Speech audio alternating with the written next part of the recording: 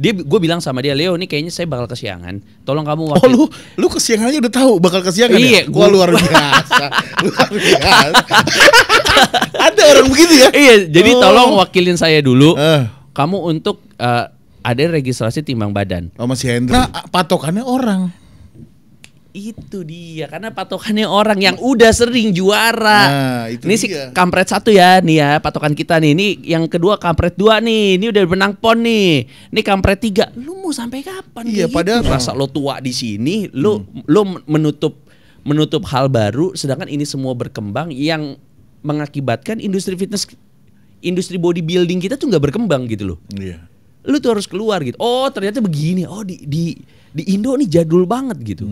Emang kita harus sepakat juga kalau emang mau membuat body contest kita maju, ini standarisasi yang harus benar-benar dilihat adalah timbang badan. Yes.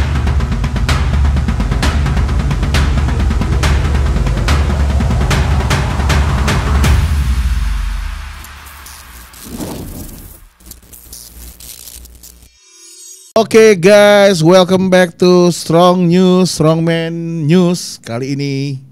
Dan masih ada di studio Harapan Indah bersama Pak Canggih. Gila lu rapi banget nih hari ini kayaknya. Kagak, emang begini. Ini salah satu baju favorit lu ya? Enggak. Digulung. Oh iya kalau digulung iya. Kalau digulung iya. Kayaknya ini ya sibuk gitu. Kalau orang sibuk kan digulung tangannya. Enggak ya, biar kelihatan gak basic aja. Anjay. Gimana Bangka bro? Bangka makanannya enak banget gitu. Cuman emang karena gua asli orang sana. Lu orang Bangka ya? Iya, nyokap gua orang Bangka. Jadi kayak pulang kampung. Iya, terus masakan yang dibikin sama nyokap gua tuh mirip banget. Apaan yang paling mirip? Pempek sambal tauco. Oh, pempek bukan Palembang bro. Oh iya, pempek otak-otak gitu, pempek otak-otak. Tapi kalau di Bangka itu dia bukan pakai cuko. Kalau cuko kan Palembang, dia pakai sambal tauco. Oh sambal tauco. Yeah, tapi pempeknya sama. Sama. Kayak yang pempek candy itu. Nah sama ya sambal-sambalan nyokap gua. Kalau Bangka tuh pasti dominan pedas dan asem. Pedas asem. Sour namanya sour. Oh ya sour ya. Guys, nih kali ini kita Strong News ini mau membahas pertandingan 2025 nih yang baru terjadi awal bulan ya. Awal tahun ini ya bro ya. Ada 2 pertandingan yang terjadi di awal tahun. Dan mungkin ini kedepannya untuk juga sebagai apa ya? Sebagai bukan standarisasi ya. Sebenarnya harus gimana ke depannya nih bro soal pertandingan body contest. Kemarin gue ketemu Mike Binaraga Indonesia di pembukaan gym teman gue. Gue ngobrol sebentar. Soalnya ada yang lucu bro. Jadi Mike itu pernah posting di suatu grup yang ada guanya. Dia bilang gini, ini gimana pertandingan ada logo, kita boleh sebut nggak sih PBFI gitu? Ya udah sebut aja lah, nggak apa-apa. Ada misalnya suatu pertandingan ada logonya PBFI kan berarti itu resmi affiliate ya dengan PBFI. Tetapi tidak memakai rules standar PBFI yang di mana rulesnya PBFI dan udah ada di PON juga. Sekarang kan ada main fisik ya, main fisik sama klasik ya, apa sport gitu. Ya, namanya banyak lah. Iya namanya gue juga nggak tahu. Nah tapi itu kan semuanya basicnya apa? Memakai timbang badan. Ya. Tapi tapi di pertandingan itu tidak ada tulisannya timbang badan, hanya memakai rujukan kira-kira. Nah, ada yang namanya apa sih namanya patokan. New muscle, terus middle, terus apalah. Nah, maksudnya si Mike adalah kalau lu mau mencoba menstandarisasi rules, ya mendingan lu ikut kepalanya, yaitu PBFI. Kalau lu mencantumkan logo itu di flyer pertandingan lo. Iya betul. Nah, tapi banyak disalahartikan, nggak banyak sih, maksudnya ya mungkin ada beberapa senior yang bilang kalau lah lu kok jadi gangguin pertandingan orang, gitu loh bro. Sebenarnya Itu pertama. Yang kedua adalah kan lu baru bikin, bukan lu yang bikin ya, orang Bangka ya, bikin pertandingan apa? Universal Classic. Itu pakai timbang badan kan? Pakai. Semua kelas. Enggak, cuman di kelas yang middle dan pro aja. Yang bawahnya apa namanya?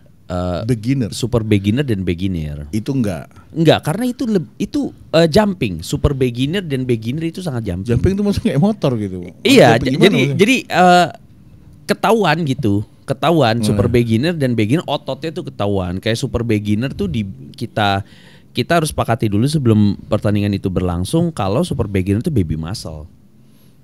Harus baby muscle gitu. Dan di super beginner itu nggak harus ototnya lengkap.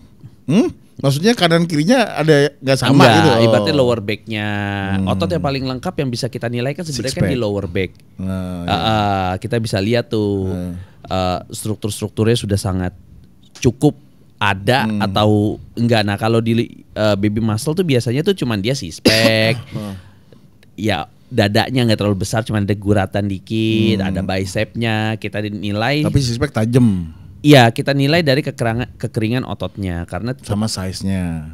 Enggak, kalau size mah malah yang kecil, yang paling kecil lah, ibaratnya yang masih rada-rada cungkring gitu. Kalau untuk yang di super beginner gitu. Nah, ibaratnya super beginner ini untuk orang-orang yang kurus baru mau mulai nge-gym lah. Bahkan baru mau. Iya, ya ibaratnya belum terlalu lama lah nge-gym, masih 6 bulan, 8 bulan tapi dia udah mau ikut bertanding, ya udah lo diet gitu. Nah, itulah di super beginner itu. Nah, tapi kalau di kelas beginner ototnya itu sudah lengkap. Biasa itu rata-rata udah di 3 tahun ke atas nge-gym. Gitu. Dan balik lagi kalau di Universal Classic itu nggak ada logo PBFI-nya. Nggak ada. Berarti lu berhak dong. Oh, ada nggak ya? Gue nggak tahu sih kalau masalah itu. Intinya sih sebenarnya gini ya, waktu gue dipanggil untuk di sana, lu S apa di situ? Juri. Hanya juri. Juri dan ya karena kan dia kan nggak bisa jadi penyelenggaranya ini kan ngongko ya, cukup senior di Bangka. Dia tuh cuma pengen ya bikin aja, gitu. Dia mau bikin aja dan. Berarti lu panitia juga? Nggak panitia, jadi gue ibaratnya ya kayak konsultan lah. Iya, bisa dibilang begitu. Amplopnya 2 guys. Leo yang amplopnya 2 malah.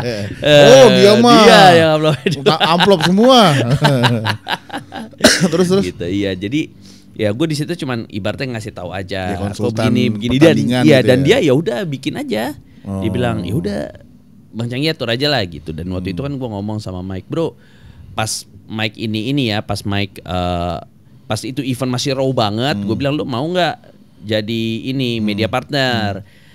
Ada filo segini, lu bakal dapat tiket PP, lu bakal dapat ini semua segala macam, transport bla bla bla. Oh ya udah bro, cuman saranin ada timbang badan ya, kata dia gitu. Oke, coba gua ini ya, coba gua sounding ya. Dan si co-friendly itu ya dia ngomong, it's okay. Enggak, Bang Canggi atur aja lah, saya nggak ngerti gitu. Ya udah gue bilang kalau ini menurut gue ya harus ada timbang badan lah. Karena kan udah sekarang arahnya anak-anak itu ke sana gitu ya. Iya, jadi karena gue udah bener-bener muak banget. Sumpah gue sama body contest di Indo ini udah bener-bener muak banget. Kenapa sih patokan itu lo harus nyebut nama gitu? Itu menurut gue tuh suatu kebodohan yang ibaratnya stop, jangan kita ulangin lagi gitu. Emang ada yang nyebut nama? Ada. Maksudnya gimana? Nanti yang kelas middle The Rock ya gitu. Kayak ini ya, kayak contoh bro yang kelas pro kayak si ini ya gitu loh. Ini tuh udah gak bisa kayak gitu. Jadi stop, tolong dihentikan. Jadi makanya pas kemarin gua rapat juri juga ada temen juri yang ngomong kalau bro yang middle berarti kayak si Cobra ya, dia bilang begitu. Enggak, gue bilang. Enggak bisa. Iya, karena ini ada timbang badan. Betul. Jadi siapapun di sono mau Cobra, ular sanca, piton, ya dia menang. Dia taman safari. Iya, maksudnya dia menang karena di situ ada timbang badan. Gitu. Begitu juga di kelas pro.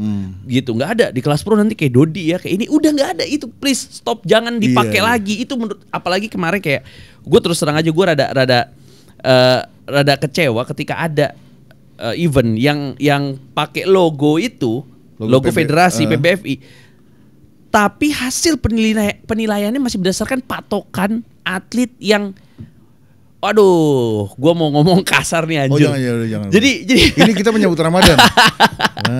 Jadi ketika dia naik, oh patokan kita dia ya. Ini sorry, patokan itu yang terbesarnya apa yang paling kecilnya kayak gini nih? Enggak, patokan kita yang juara tuh kayak dia ya. Oh lu patokan itu namanya patokan yang kira-kira mau jadi juara kayak gini? Iya.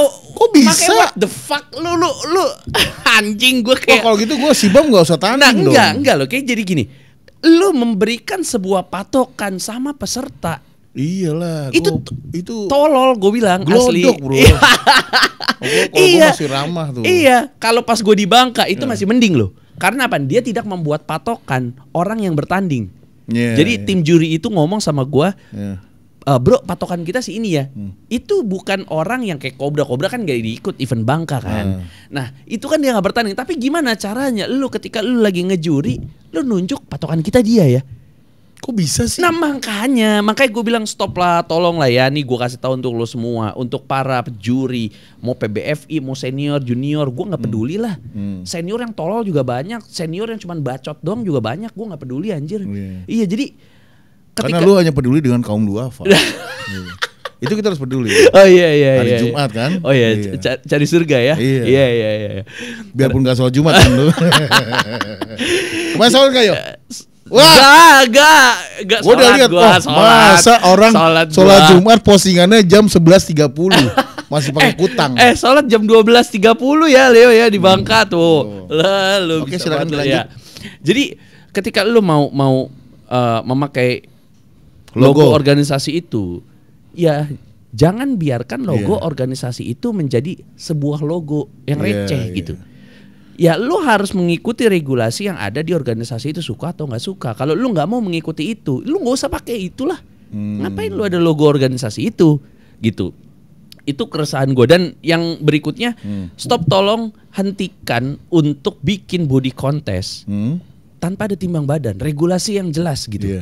Karena ketika lu membuat sebuah pertandingan body contest tanpa adanya timbang badan, yang juara bakal itu aja, tolol. Makanya lu ngomong gue tolol. Gue kesel banget. Lu sadar gak sih ketika jurinya yang itu aja, yang menang juga bakal itu aja. Ngerti gak lu? Karena dia bikinnya patokannya gitu ya. Goblok. Nah, makanya gue bilang itu suatu kegoblokan. Makanya gue bilang, makanya IFF itu juaranya berbeda-beda karena ada timbang badannya. Itu semua regulasinya jelas. Jadi nggak ada namanya patokan muka, patokan nama. Emang bisa patokan muka lagi? Iya kan, yang itu ya, yang ini ya, yang itu nggak ada. Jadi makanya gue udah bilang. Dan untuk juri ya, kalau penyelenggaranya udah ngomong, kita pakai timbang badan aja. Juri itu harusnya berterima kasih karena apa? Pekerjaan dia akan semakin mudah. Betul. Gitu. Karena kan sudah disortir. Itu Leo, kamu bangun jam berapa kemarin tuh? Jam 5. Dia bangun jam 5. Gue bilang sama dia, Leo, ini kayaknya saya bakal kesiangan. Tolong kamu wakil. Oh, lu kesiangannya udah tahu bakal kesiangan ya? Gua luar biasa. Luar biasa. Ada orang begitu ya? Iya, jadi tolong wakilin saya dulu. Kamu untuk ada registrasi timbang badan. Oh, masih Hendra ya, si Leo. Ya bisa diartikan berarti itu ketika kita mengeluarkan regulasi itu, pekerjaannya emang jadi 2 kali. Cuman itu sangat memudahkan juri. Nah cuman ada beberapa orang yang berbicara sama gua, kalau terkadang tim jurinya itu menolak. Hey juri-juri yang bego, lu tuh di acara body contest itu lu hanya dibayar untuk menilai. Lu hanya dibayar untuk menilai. Lu kan konsultan. Iya, dan bukan berarti lu bisa ngatur. Kalau dia bilang, oh jangan dibuat timbang badan, nanti pesertanya dikit. Lu mau sampai kapan sih Indonesia tuh body contestnya tuh kayak gini-gini aja gitu? Betul, harus ada perubahan. Lah iya, makanya gue udah bilang waktu kemarin gue bikin IFF yang seri pertama tuh kan gue udah langsung memberlakukan timbang badan. Orang tuh ada beberapa yang ngomong nanti pesertanya sedikit loh. Lu nggak masalah, ini tuh belajar. Betul. Gitu loh. Ujung-ujungnya ketika semua orang belajar, ketika event ini udah jalan, kedua jalan, yang ketiga itu jalan, ya orang-orang jadi ada notice gitu. Tapi kan itu rame kok acara NPC itu pakai timbang badan rame-rame aja. Iya kalau NPC kan beda bro, goalsnya beda. Nah kayak si Nanjar kemarin pas ikut, ya kan itu kan dia kan nggak pakai timbang badan, ya kan, terus tiba-tiba dia dinaikin ke ini bukan yang di Palembang kan? Bukan yang di Bangka, bukan yang di Bangka, yang di Bandung. Yang di Bandung. Ya kan? Itu gue kecewa bro. Itu kan ada timbang badan. Ya di situ gue langsung mikir gini, gimana body contest Indonesia itu bisa maju di ajang internasional, sedangkan badan senanjar itu yang plus 7 sampai plus 10 itu di IFBB masih men's fisik. Iyalah. Nah, sedangkan di Indo disuruh main di klasik. Nah, gitu. Karena patokannya orang.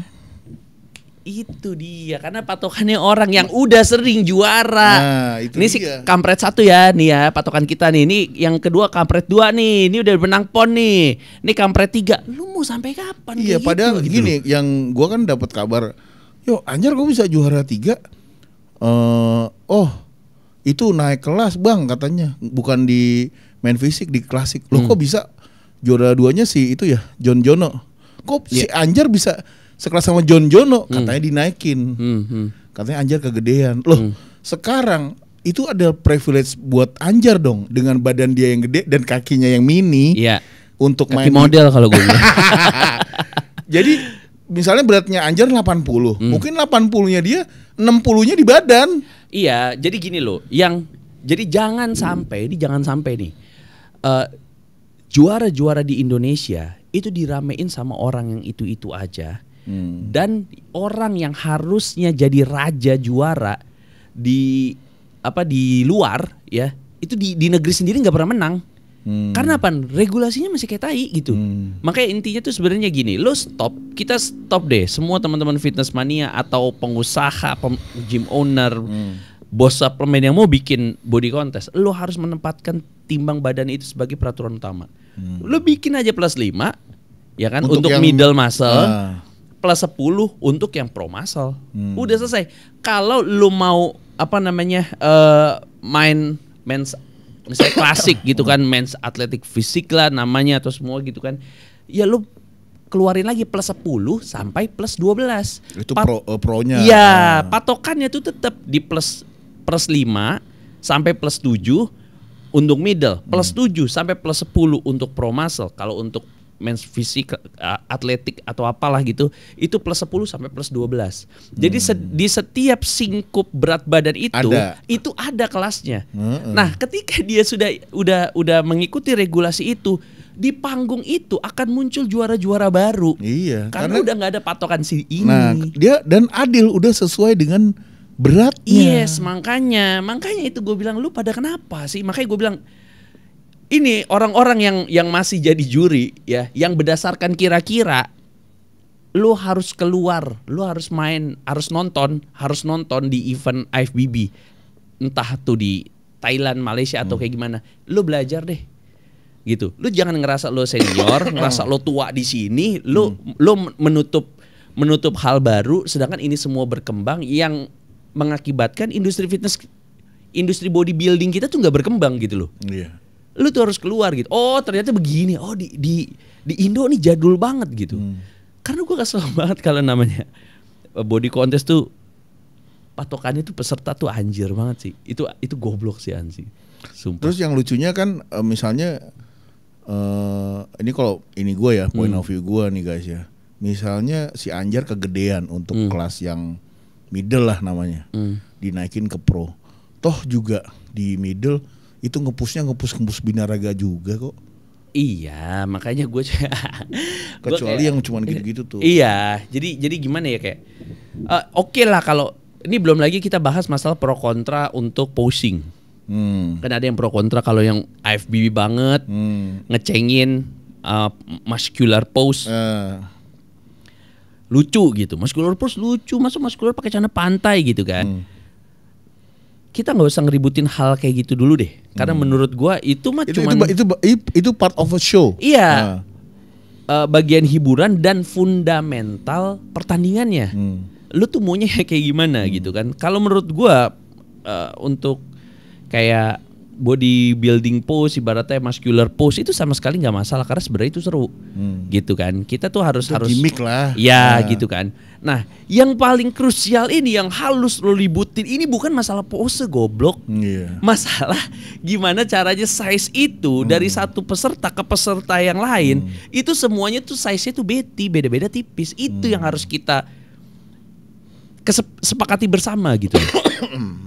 Intinya tuh sebenarnya itu aja. Karena gue udah ngebuang waktu gue untuk ngebuang uang gue untuk edukasi masyarakat fitness mania lo di Indonesia lo. Nih lo kalau lo mau bikin event ini yang harus lo lakuin begini. Cuman kan tetap aja gitu. Senior yang nggak mau ngebuka otaknya gitu, yang nggak mau ngebuka pikirannya, itu malah yang merusak industri binaraga bodybuilding kita sendiri gitu. Karena maunya gitu aja. Iya, dan ngerasa gue senior nih bos. Hah? Jadi lo junior diem aja kan gitu. Apalagi yang botak. Makanya nggak bisa kayak gitu. Makanya intinya ketika lo masih mau diakui sebagai senior yang lo worth it ada di situ, lo tuh harus berkembang, lo harus belajar. Intinya tuh gitu aja, gitu loh. Ya gimana ya, gue satu sisi gue bukannya gue ini banget sama Anjar ya, cuman Anjar itu ya kebetulan kita satu singkup lah, cuman dan emang dia menurut gue kalau di kelas yang masih pakai celana pantai itu, ya dia emang masih pantas. Karena sesuai sebenarnya. Iya, makanya kan gini, AFBB itu kan organisasi matang banget, bro. Dipikirin banget pasti. Nah, itu dipikirin banget. Kenapa ada plus 5-nya iya, gitu kan? Gak mungkin orang plus 10 itu udah gak pantas pakai celana pantai. Masih pantas. Gitu loh. Kenapa? Bahkan ada yang negro yang gede banget bro, tangannya panjang banget itu. Itu kan emang timplang kalau sebenarnya ya. Total dia masuk kok. Iya, makanya timbangannya itu masuk. Iya, rata-rata kalau masih pakai celana pantai itu atlet-atlet Olimpia plus 10 plus 12. Karena plus 12 ke atas itu udah ke klasik. Gitu, plus 12 sampai plus 15. Plus 15 ke atas udah bodybuilder lah. Gitu. Jadi ya itu jadi gini lo gimana? Ya mau sampai kapan sih maksudnya? Jadi mau sampai kapan kita tuh diam ngikutin tradisi? Itu tuh sebenarnya kayak itu kan sebenarnya tradisi body contest kita aja kan. Tapi kan sebenarnya harusnya kan kita berevolusi ya. Iya. Karena dinamis kan. Apalagi cuman kan perkembangan zaman. Iya. Kita harus ikut. Cuman kan yang junior yang mulutnya berantakan kan gue doang bro. Iya. Coba yang lain-lain. Kita kan kalau di mata mereka kan kita masih junior bro. Iya. Itu lo di stage sama junior gitu kan. Lo ini. Diemin aja lah. Iya, diemin aja lah. Emang dia begitu orangnya. Enggak, lo goblok, intinya gitu aja. Itu. Abis ini gue dimaki-maki lagi. Iya. Tapi kalau satu sisi bro, kita tadi ada kata-kata yang menarik sebenarnya soal nanti nggak banyak pesertanya. Kalau point of view lo, satu pertandingan rame apa enggak tuh dari apa aja bro? Makanya gue bilang bukan nggak ada pesertanya. Kan gini, peserta itu akan tetap ada. Apalagi ada duitnya. Iya, itu kan cuma ketakutan dia doang. Intinya lu nggak mau ribet. Itu aja. Orang kan semua, makanya gue udah bilang jangan goblok. Ketika lu pinter semua jalan akan ada, tapi ketika goblok stuck di situ aja lu nggak akan berubah. Gimana caranya pesertanya nggak ada? Toh semua kelas itu kita fasilitasi. Dari middle plus ini segini. Jadi kita yang bagi mereka itu kita gitu loh. Jadi naik kelas dan turun kelas itu hanya untuk di super beginner atau beginner. Dia naik ke middle itu udah gak bisa. Karena ketika yang middle yang beginner ini naik ke middle, size-nya itu udah timpang. Plus 5 masa otot murni ya. Itu gede loh. Itu size-nya tuh kelihatan gitu loh. 12 lb ya. Iya, itu kelihatan gitu. Jadi enggak, ini tuh cuman kebatasan cara lo berpikir itu masih terbatas atau lo tuh nggak mau ribet. Intinya tuh sebenarnya masih itu aja. Kalau dibilang pesertanya ada pasti ada. Karena kan semua gak ada kelas yang dihilangin. Cuman regulasinya aja kita buat untuk sebenarnya mempermudah para juri yang bertugas. Kalau variabel lain, hadiah ngaruh nggak untuk peserta datang? Hadiah ngaruh. Jadi gini loh, walaupun hadiahnya itu besar, tapi eventnya itu ampas. Contoh yang tadi yang menang itu aja, ya kan? Ya orang juga malas ikut. Yang menang itu aja. Di event ini, yang menang itu aja dia juga. Itu nggak bisa gitu. Makanya selama variabel timbang badan itu nggak jadi poin utama. Nggak jadi poin utama. Yang menang bakal Azril terus. Gue udah sering kali bilang, yang menang bakal dia terus. Coba kalau karena apa? Azril itu berlatih itu udah over. Dia itu udah lebih dari plus 12. Tapi dia selalu dilemparnya ke klasik. Azril dempetin sama John Jono. Ini kita ngomongin masalah teknis sedikit ya. Pasti lebih menang Azril karena size-nya apa? Size-nya lebih gede Azril. Dan ibaratnya atas bawahnya lebih rata gitu ya. Iya, dari size aja. Ya ibaratnya John Jono itu kalau menurut gue John Jono itu plus 10 atau plus 11 tuh. Karena apa? Cuman otot dia badannya sama si Nanjar itu nggak gitu jauh badannya. Sama John Jono. Tapi pahanya jauh. Pahanya jauh. Cuman masalah otot paha itu kan cuma menang 1-2 kilo bro. Kalau diisi di bawah gitu kan. Nah sedangkan si Azril itu udah pasti dia terus yang menang. Karena apaan? Size-nya dia lengkap. Makanya Azril itu kalau di luar dia susah menang. Gue kasih tahu aja. Karena apaan? Dia tuh di klasik itu masih terlalu kecil. Ngerti gak lo?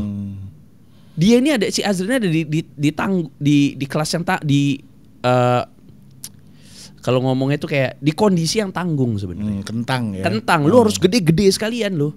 Karena kalau lu main di klasik, kaki lu tuh timpang, badan lu tuh udah gede, size lu tuh udah gede.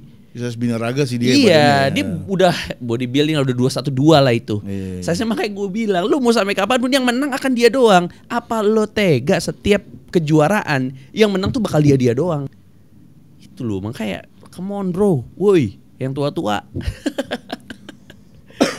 Iya sih, iya. Itu masuk di logika gua. Tapi bro, gimana ya? Semua pertandingan ini dulu kan cikal bakalnya emang cuman dari yang lepis kan, lepis terus lama-lama berkembang. Tapi dulu emang patokan itu udah ada sih ya.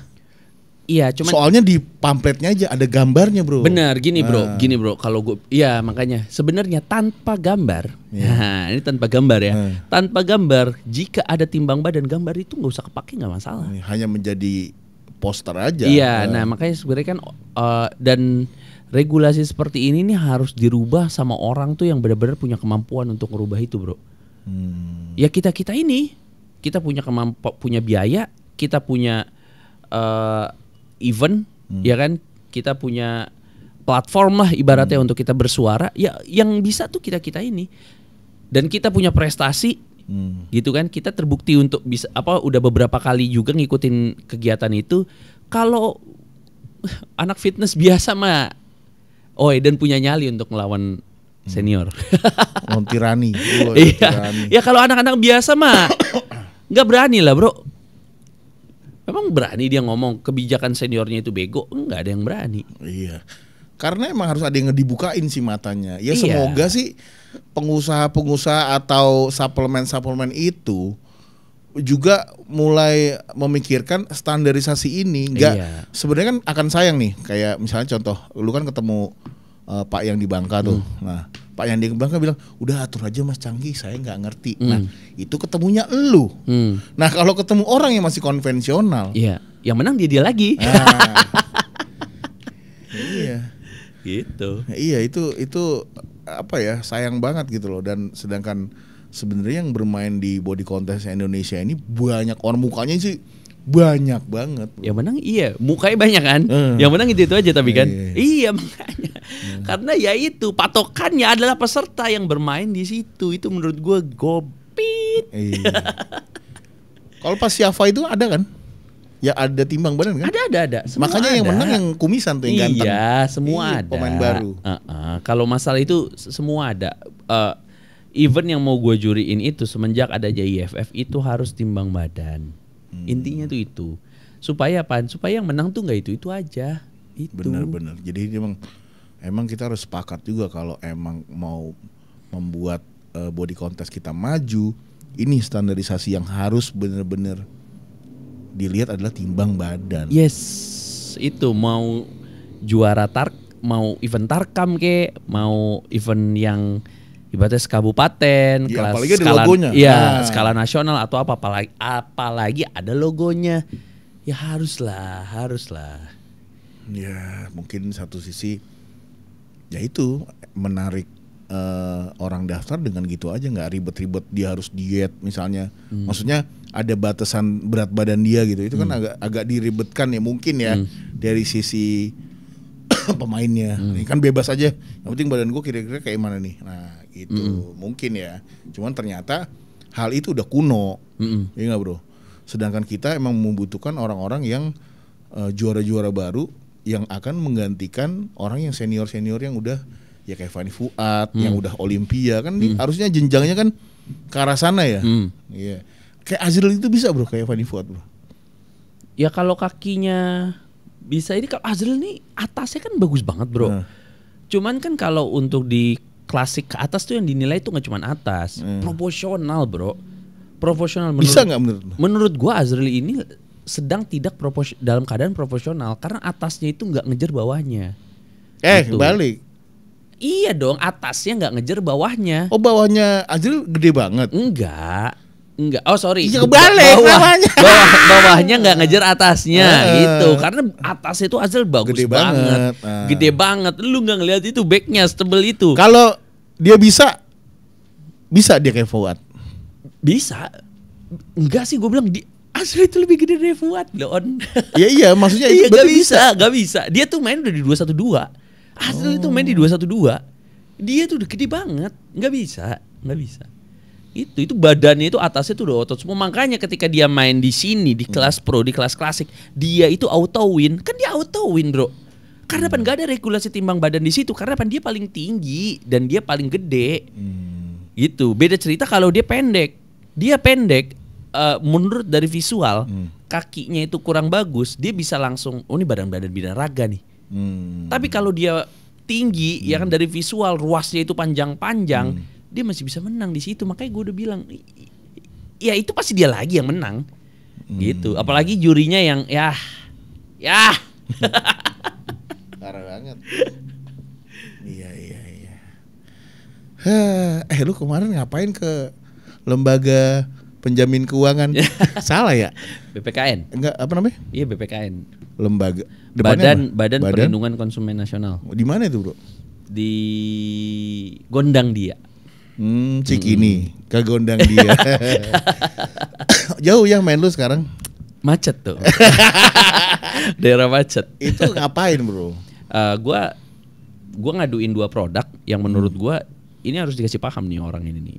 Satu Dexter Jackson, yang satu lagi yang Wipro itu tuh. Nah, jadi gue baru tahu kalau lembaga juga bisa memberikan sanksi.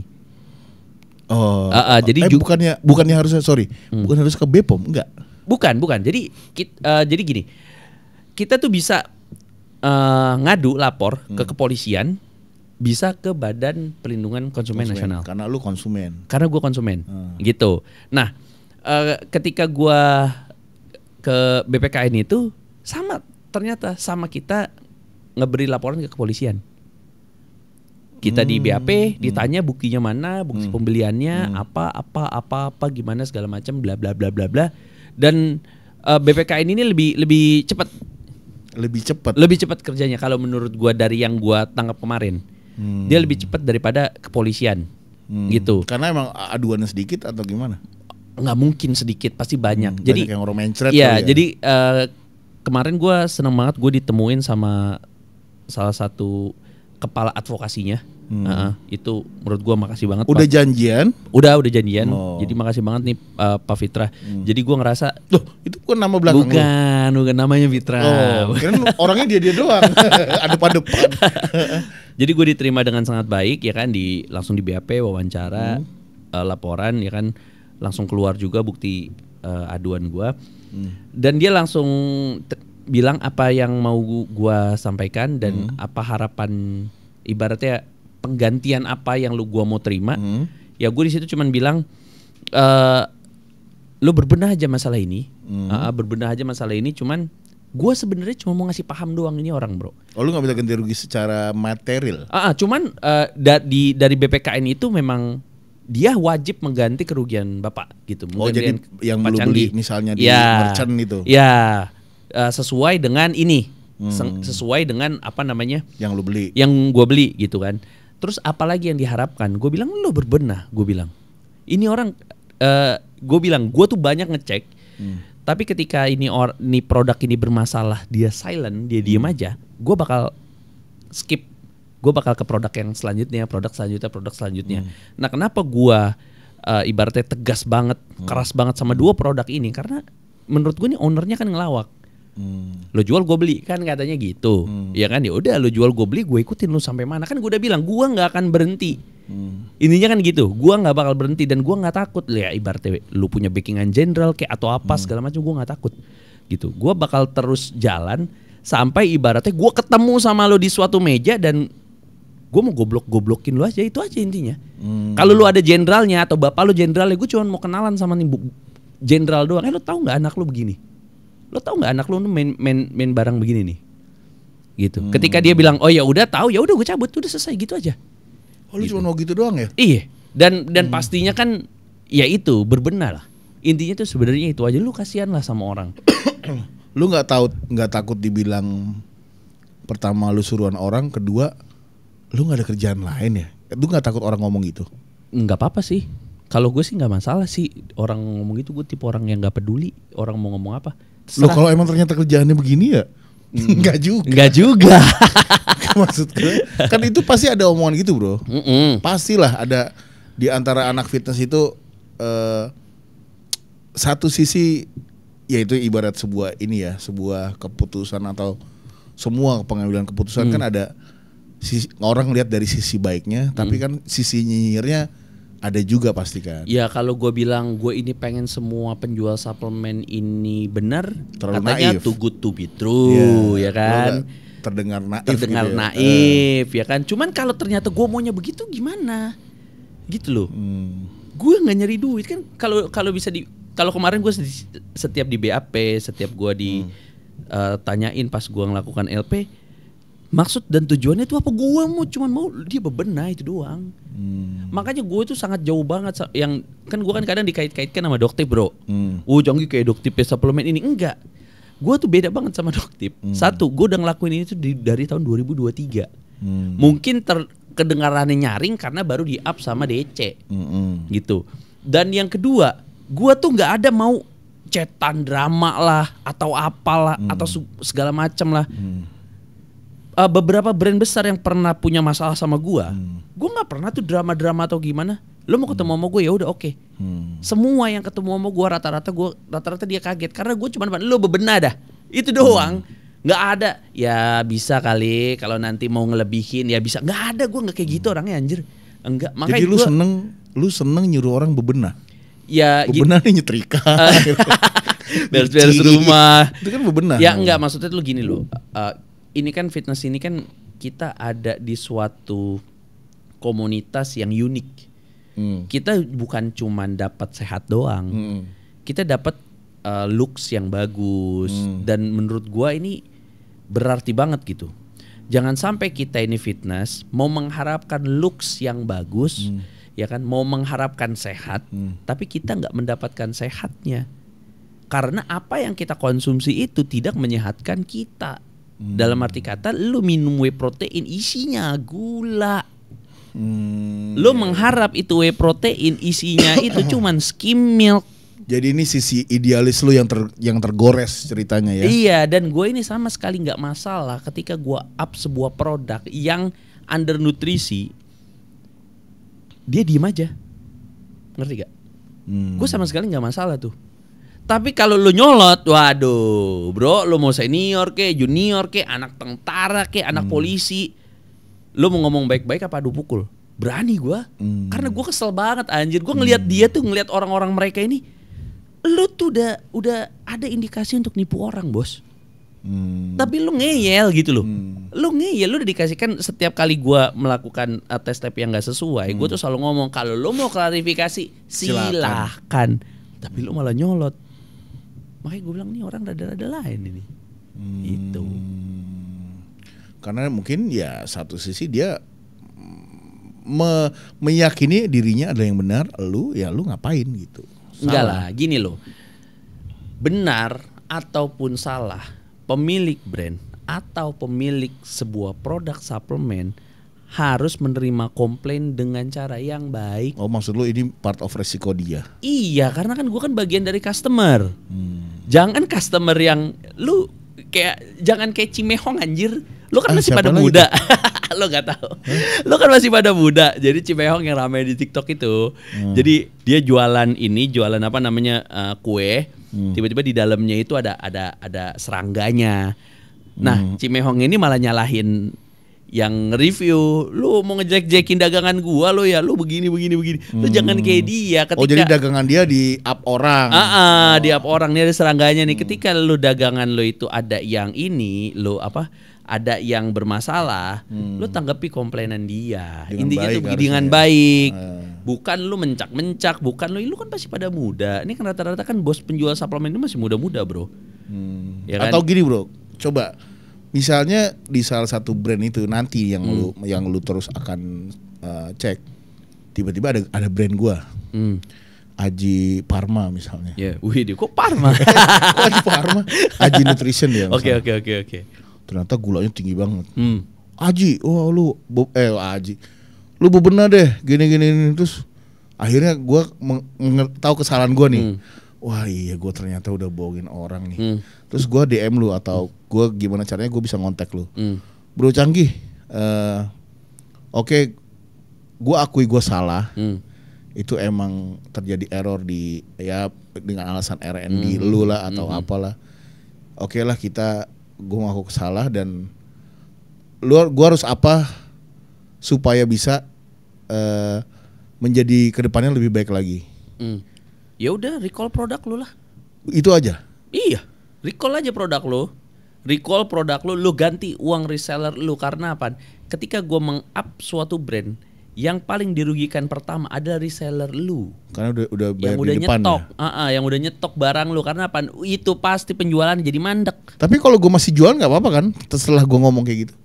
Iya nggak apa-apa. Cuman lu terima konsekuensinya dari ini aja. Terima konsekuensinya dari feedback netizen aja. Udah gitu. Agak tercoreng ya. Iya, tapi tetap kok netizen Indonesia ini kayak cancel kulturnya itu belum tajam, Bro. Maksudnya? Lu minta maaf 1 tahun orang lupa. Orang lupa. Yang penting lu berbenah gitu loh. Jadikan ini itu sebuah ibaratnya kayak pembelajaran lah. Maksud lu, sorry ini gue agak jauh nih. Orang kita lupa tuh maksudnya kayak bahkan ada kan yang orang pernah terkait kasus video asusila. Akhirnya kan lupa kan? Iya. Orang itu kan diterima lagi kan? Iya, ujung-ujungnya itulah makanya kita tuh beruntung hidup tuh di Indonesia.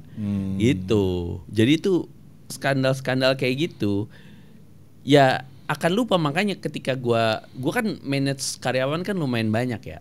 Gua ajarin mereka cara mereka itu menerima komplain.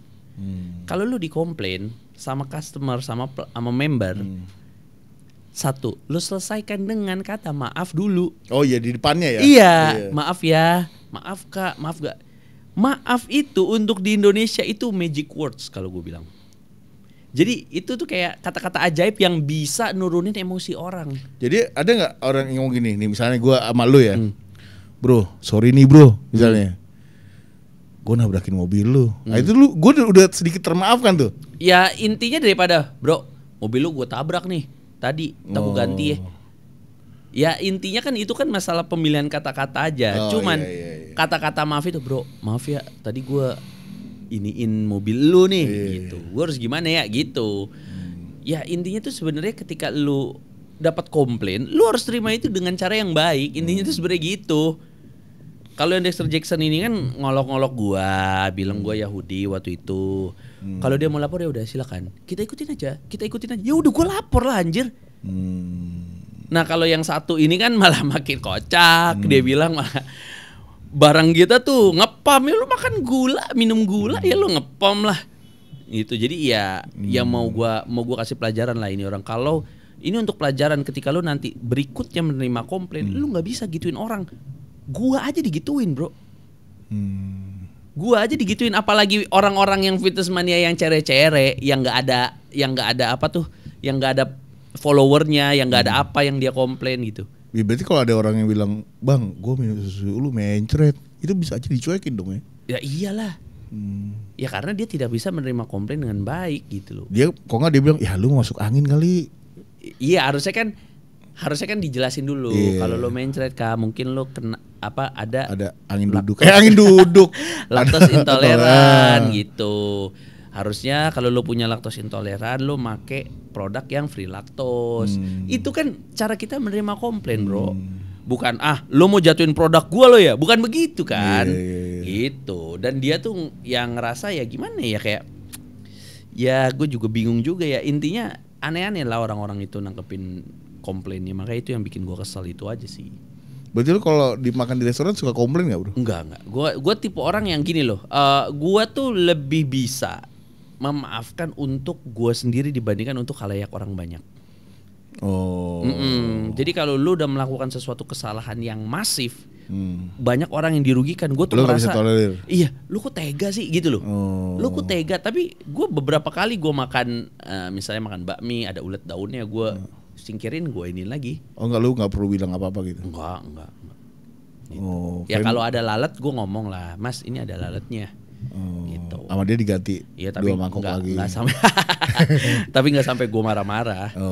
Gitu. Oh, gue pikir lu di dunia nyata juga orangnya suka komplain. Enggak. Dan yang bikin gue marah kalau misalnya nih gue lagi makan mie ayam, tiba-tiba Bang ada lalatnya nih. Ini lu yang naruh ya? Gitu. Lu mau jatuhin makanan gue itu gue banting gitu. Tapi kan mungkin itu dia pernah kejadian kali, Bro, ada lawannya satu gerobak depan-depanan. Ya, iya ya kan? intinya sebenarnya gini aja. Intinya ya gimana caranya itu bagian dari pekerjaan lo. Iya sih. Lo menyuguhkan produk, menerima komplain, ya kan, mengatur pengiriman sampai ke customer, ya kan. Mendengarkan komplain itu salah satu kewajiban lo sebagai gue bisa bilang gini dong. Kalau bisnis makanan yang dikonsumsi itu lebih tinggi ininya. Apanya? Kemungkinan lu kayak gini-gini, kasus-kasus kayak gini. Ya kan kalau barang-barang meja, lu dagang meja dan itu kan komplainnya nggak akan segede barang kayak permen, kayak minuman. Karena ketika barang makanan, minuman itu kan yang harus yang ketika kita mengkonfirmasi sebuah barang atau makanan ini enak, layak, itu kan kita konsumsi dulu, Bro. Konsumsi dulu. Dan ya kita konsumsi dulu. Kalau meja kan kita lihat aja nih, ini penyok nih, mencong nih, komplain gitu kan. Dan itu harus makanya QC sebuah produk pakan atau minuman itu jauh lebih berlapis dibandingkan produk yang cuma begini meja. Sampai dia bisa rilis. Iya gitu. Intinya tuh itu bagian dari pekerjaan kalian aja si pemilik brand itu. Ini jadi banyaknya ngomongin suplemen lagi ya. Sini lagi. Awalnya nge-gym dulu, tanding dulu. Tapi ntar bakal rame gak nih, Bro, abis lebaran pertandingan? Kayaknya sih bakal rame. Cuman intinya gini aja. Kalau masalah pertandingan ini kan sekarang ini kan kita nggak bisa menolak tentang FBB. Dan mimpi sebagian besar atlet di Indonesia ini pengen main di AFBB, pengen memegang titel AFBB Pro, walaupun titel AFBB Pro itu nggak ada duitnya, cuman itu prestis. Gue mau nanya tuh, berarti kayak atlet yang kayak Nanjar ini, yang tanding di Bangka dapat duit juta-juta, tanding di Bandung dapat duit juta-juta, dan atlet yang terjun di AFBB yang hanya mendapatkan sertifikat sama medali, itu ngiri dong, anjir. Dia keliling Indonesia aja tanding-tanding dapat duit, sedangkan gue hanya mengejar titel gitu. Ya, worth it nggak menurut lu, Bro? Ya kalau menurut gue pribadi ya, gak worth it lah. Kalau menurut gue tuh sebenarnya gini, ketika lu sudah ngincar AFBB, makanya jangan pakai uang sendiri. Intinya tuh itu harus ada brand yang mensupport lu. Tapi kan kalau kayak Nanjar kan dia banyak bonusnya. Ya iya. Apa kalau tanding di luar menang juga ada bonus ya, cuman kan nggak dapat uang prize money-nya aja. Nah itu dia apa menurut lu worth it nggak sih titel-titel ini dikejar segitunya? Sedangkan lu kalau mau keliling Indonesia aja bisa. Enggak lah, itu kan cuman gorengan doang sebenarnya. Iya. Itu kan cuman goreng-gorengan brand aja. IFBB Pro, Prestige. Padahal tuh IFBB Pro itu menurut gua ya fata morgana, bro. Uset gila. Iya, dilihat dari jauh sebelum kita ada di titik itu indah banget. Fata Morgana kan gitu, indah, mempesona, ya kan kita pengen ke sana. Tujuan kita tuh ke sana. Ketika sampai sana pasir-pasir juga, gersang-gersang juga gitu. Makanya gue bilang itu Fata Morgana itu. Cuman tetap aja kita ini kalau namanya ya makanya gue bilang industri suplemen itu unik. Jualnya ini semi showbiz. Jadi harus ada kayak gitu-gitunya. Berarti kalau atlet yang udah ada titel IFBB Pro, dia udah ada IFBB Pro nih. Anjir, gue satu sih IFBB Pro nih. Oke, dia lihat tanggalan misalnya. Wah bro, temennya pada WA. Bro, di sini ada tanding nih bro. Bandung, Bali, Surabaya. Wah, nilainya gede-gede tuh. Ceban. Bali 20 misalnya. Ya tapi gue udah IFBB Pro bro, masa gue ngikut salah 3 misalnya. Masa gue tanding di Condet.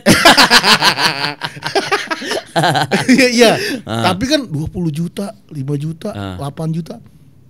Berarti gimana tuh kalau orang yang udah memegang titel itu? Ya balik lagi ke masalah harga diri aja, prestisnya aja. Itu loh, makanya gue bilang ini semua tuh IFBB Pro ini Fata Morgana kalau gue bilang. Silau banget, indah banget sebelum kita tuh megang dan ada di titik itu. Tapi ketika kita ada di titik itu anjing pahit ya. Gitu. Pas bilang ke bosnya, bos mau tanding ke Tokyo Pro gitu. Makanya gue udah bilang nih ya, gue tuh selalu ngelihat sesuatu tuh, gue sangat berusaha melihat sesuatu tuh 2-3 tahun bahkan 5-10 tahun ke depan. IFBB Pro ini contoh ada 3 atlet atau 4 atlet setiap tahunnya yang udah pro di Indonesia. 3 tahun lagi itu menjadi sesuatu hal yang gak prestis. Nah, ibaratnya pisau bermata duanya akan terkena siapa?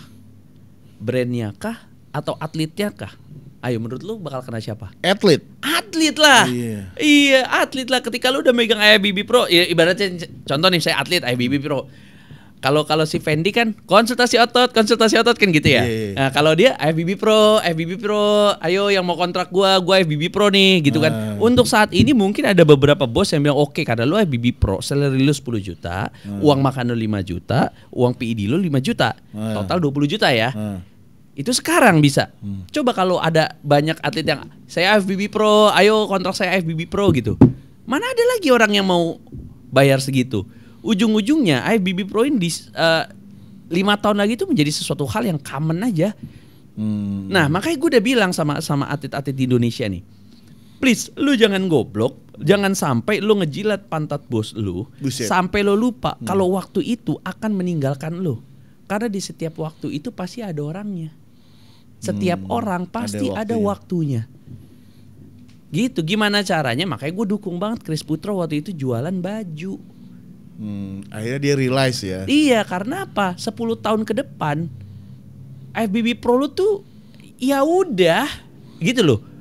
Tapi 10 tahun ke depan anak lo masih butuh makan. 15 tahun ke depan anak lo butuh duit buat kuliah. Dan 20 tahun ke depan lo masih butuh duit untuk ngejalanin hidup. Itu makanya lo tuh harus realistis. Makanya gue bilang atlet-atlet yang pada silau, apalagi yang gue nggak mau berteman sama dia karena dia nyenggol bos gue. Menurut gue itu lu goblok gitu. Kecuali lu punya agreement kalau lu akan dibiayain seumur hidup sama bos lu, itu nggak masalah. Siapa tuh kalau pensiun sopir apa nih maksudnya? Sopir pribadi. Oh ya bisa. Ya penting kan dapat duit. Iya. Ya kan sebenarnya kan kayak gitu. Kapan lagi sopirnya ex IFBB Pro? Nah, wih deh sopir gua IFBB Pro loh. Anjir kejam banget IFBB Pro jadi sopir. Tapi serius nih, omongan kita sekarang tuh banyak yang akan ngebikin orang tersinggung dan panas kupingnya. Iya sih. Gua udah mulai di unfollow kan. Ya balik lagi ya, namanya fakta itu emang nggak ada yang enak. Ngedenger fakta tuh nggak ada yang enak. Pasti ada sesuatu hal yang ngebikin kita tuh tergelitik. Kok lu gini sih? Gitu. Iya, kok gini ya? Oh ternyata gini ya. Nggak ada apa namanya ngedenger fakta tuh enak tuh menurut gue tuh nggak ada. Kalau terlalu enak ya itu tadi too good to be true. Jadi kesannya ya udahlah gitu ya. Iya benar. Dan kalau kita nyambung sedikit ngomong IFBB Pro kayak Chris Putra ya. Mungkin setelah dia dari Amerika dan dia lihat panggung segitu gede dan dia udah merasakan satu panggung lah sama atlet yang keren-keren itu. Terus dia baru realize kan kalau wah gila, kayaknya life must go on nih, ya gak? Mumpung nama gue masih hot, apa yang bisa gue bikin gitu? Yeah. Menurut lu bro, sekelas IFBB Pro kayak dia, selain bisa jual aparel, apalagi yang bisa dijadiin kondimen bisnis? Kalau masalah bisnis itu kan ada di market hobi, community. Kita di fitness ini kan ada di market hobi dan community. Niche ya. Iya kan, niche. Nah, niche itu pasarnya terbatas. Gitu. Ya, kalau lo ibaratnya mau tajir, mau kaya, ya lo tanggalkan embel-embel itu, lo main di market yang general. Cuman rata-rata market general itu butuh modal itu jauh lebih banyak dibandingkan sama market yang niche, yang hobi. Karena apa? Ketika orang itu sudah menjadi somebody, dia itu punya follower. Dan follower itu suka atau nggak suka itu nilai plus untuk dia. Ya jadi intinya tuh ya terus aja bikin kayak gitu. Terus kalau dibilang bisnis apa nggak ada, lu fokus di situ. Lu udah bikin bajunya, ya kan? Lu bikin celananya. Kalau lu udah bikin celananya, kalau perlu lu bikin sempaknya, lu bikin sempaknya. Gitu. Intinya lu fokus aja di situ. Lu salto-salto aja di situ. Gitu. Lu harus bikin community. Kayak Uniqlo gitu ya, ada sempaknya, ada kutangnya.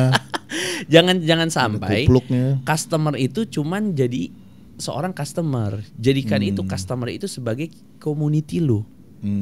Lo harus denger customer lo itu gitu loh. Lo harus denger, lo harus ya itu lagi ujung-ujungnya kalau orang pengusaha yang ngadepin komplain, ya kan kayak Chris Putra mungkin kelemahannya logonya suka lepas. Kalau dicuci 2 kali 3 kali itu logonya suka lepas, ya dia bisa perbaiki itu gitu. Gue rasa pembantu lu sensi kalau itu. Jadi sebenarnya untuk mumpung nama dia di atas, akhirnya dia mulai mikir nih bisnis apa yang kira-kira tapi masih sejalan ya. Iya, betul. Dan nggak terlalu ganggu latihan dia misalnya. Iya. Akhirnya aparel menjadi pilihan. Kalau kan banyak juga kayak Mbak Mini kan dia makanan healthy. Terus juga sebenarnya banyak lagi yang lain yang atlet yang udah memulai melihat sisi bisnis apa yang bisa dijalanin ya. Iya. Iya benar-benar. Kalau cuman ngajar bro kurang lah ya bro. Ya, dengan titel IFBB. kurang karena kenapa kurang? Itu yang tadi gue bilang, semua itu ada waktunya. Itu. Maksud lu nggak mungkin sampai tua banget? Iya, setiap orang tuh pasti ada masanya. Nggak bisa, lu nggak bisa kayak gitu. Tapi namanya, makanya gue bilang, ketika lu punya suatu produk, branding, ya itu bisa dijadikan second income. Jadi intinya tuh sebenarnya jangan lu mempertaruhkan resiko hidup lu hidup hanya dengan satu income. Gitu. Makanya lu harus asah lah. Skill lu tuh lu harus benar-benar diasah lah, jangan sampai lu tertipu. Lu mungkin sekarang dapat duit banyak. Dapat duit banyak, enak, diajak foto orang, lu ngerasa lu dihargai. Tapi lu harus pikir 10 tahun lagi itu masih ada enggak di diri lu gitu. Masih kayaknya. Amin. Makanya nih gue juga kayaknya mau bisnis nih. Bisnis apa tuh? Buka biliar. Kok jadi biliar? Kira-kira apa yang cocok nih bro buat gue kalau mau bisnis? Aldo udah ada kan? Kalau lu karena lu cuci mobil? Lu itu kan orangnya suka makan, ya kan? Suka makan. Gua lu juga suka makan. Lu jangan ngomongin gua kalau makan. Ya suka makan, suka ngewong. Nah, Jadi makan sambil ngewong. Keselak. Oh, gue gak enak banget bayanginnya ya. Iya, lu kok ngapain ngomong jadi ngewong? Lah emang temen ngewong. Jangan dipotong ya Leo, jangan dipotong. Ngendoy bukan ngewong. Ngendoy, iya. Jadi yang berhubungan sama ngendoy sama Makan. Bisnis lingerie. Oh, lo makan lingerie. Iya, emang harus ada second income ya. Iya, harus ada itu mau nggak mau karena ya kalau lu nggak mau ada second income ya kan lu nggak mau bekerja ibaratnya double job, lu nggak mau sibuk ya lu harus depositoin 5-10 miliar lah. Buset. Biar supaya masa tua lu terjamin. Kalau lu nggak punya uang segitu, mau nggak mau lu kerja salto-salto dari sekarang. Maksudnya di sirkus gua. Gini-gini. Ya. Jadi emang seorang hidup dari atlet nggak cukup sih ya. Enggak. Di Indonesia nggak cukup. Iya. Di Indonesia amat sangat kurang. Gitu. Kalau bisa dijual tuh medali jadi duit, kalau bisa. Iya, jual aja. Jual ke Rampung Jabi. Kan maksudnya jadi PT-nya. Dijual jadi kiloin paling itu jadi semua. Tapi kalau lu kan enggak buat pajangan ya. Iya, buat pajangan sih, biar nakut-nakutin orang aja.